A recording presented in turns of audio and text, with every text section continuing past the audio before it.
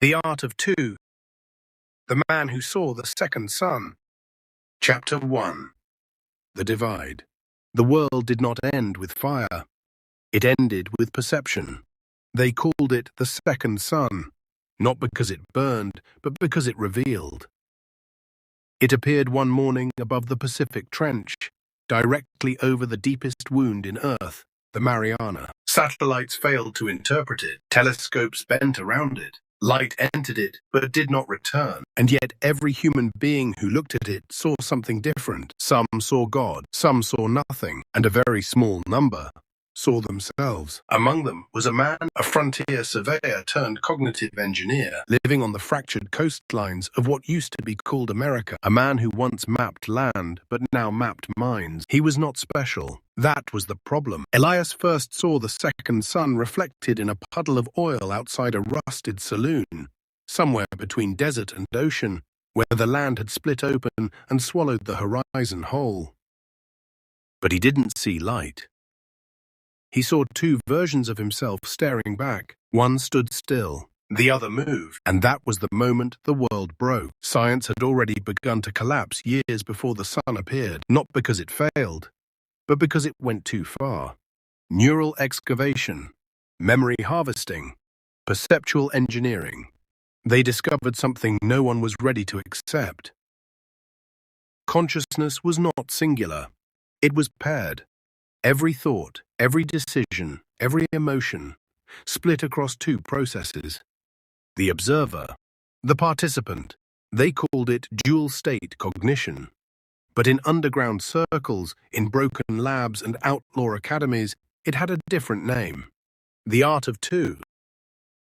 Elias had studied it once, before the incident, before the city sank, before he realized his own thoughts were arriving, already decided. The puddle trembled.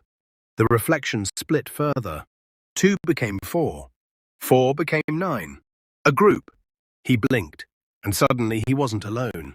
9 figures stood behind him, perfectly still, watching. "Why do you see us?" one asked. The voice didn't come from behind him. It came from inside the moment before he turned. Elias didn't answer, because he already knew the question wasn't real. It was a trigger, a perceptualized experience. Sentiment, feeling, emotion, mood. The chain reaction. He could feel it happening in real time, like gears turning behind his eyes. Something external, forcing something internal. "You're late," another voice said. "You've always been late." Elias turned. The 9 figures were gone, but the world wasn't. Not the same one. The saloon was now submerged halfway into black water. The desert had become a shoreline. Above him, the second sun pulsed, not with light, but with memory. And for the first time in his life, Elias Vance asked the question that would destroy him. Which one of me is asking? Chapter 2. The Perceptual Engine. They built the engine beneath the ocean, because that's where perception ends and pressure begins. Long before the second sun appeared, a coalition of rogue scientists, philosophers, and corporate warlords constructed something impossible, a machine that could observe observation itself. They called it the perceptual engine. It wasn't powered by electricity. It was powered by experience. Every memory ever recorded, every emotional reaction ever mapped, every subconscious pattern ever predicted, fed into a system designed to answer one question. If perception creates reality, can reality be rewritten by controlling perception? Elias had worked there once, deep below the Mariana Trench, where light never reached, but thoughts did. He remembered the descent, the pressure, the silence, and the feeling that something was already waiting for him before he arrived. Inside the engine, they discovered something terrifying. Perception didn't just react to reality, it anticipated it. Which meant every decision a human believed they were making had already been made. Free will wasn't an illusion. It was a delay. Elias stood now at the edge of the flooded coastline, staring at a structure rising from the black water like the bones of a dead god. The engine had surfaced, which meant containment had failed. Or worse, it had chosen to emerge. "You came back." The voice was familiar this time. Too familiar. Elias turned slowly and saw himself. Not a reflection, not a hallucination. A second Elias, standing in dry clothes, unaged, unbroken. "The observer," the double said. "That's what I am." Elias felt the chain reaction ignite again. Sentiment, feeling, emotion, mood, rage. "You're not real," Elias said. "No," the observer replied calmly. "I'm the part of you that sees what's already happened." The ocean behind them began to rise, not with waves, with memories, fragments of lives, voices, faces, decisions, all collapsing into one expanding horizon.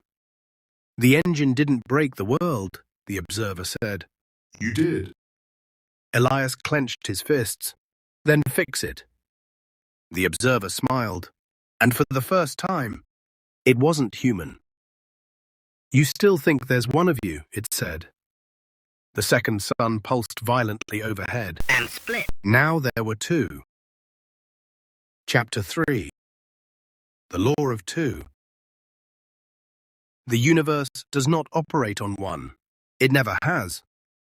Two suns burned above the ocean, one visible, one understood. The world began to divide, not physically, perceptually.